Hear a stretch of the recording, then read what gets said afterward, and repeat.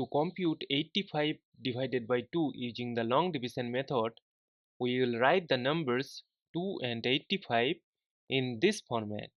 Consider the first digit 8. We know that 2 times 4 is 8. Subtract, we get a 0. Now 0 is less than 2. That is why we will bring down this adjacent 5 here.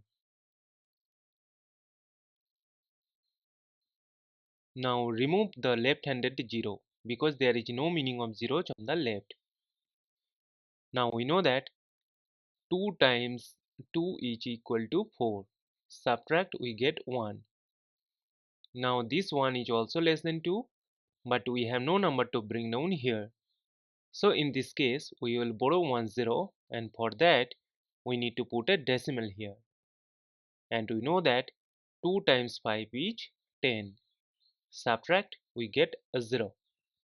As we have got the number 0 and we have no number to bring down here, so we will stop. Therefore, 85 divided by 2 is equal to 42.5. And this is our final answer. Thank you for watching. Please like, share and comment on the video. Also do subscribe the channel.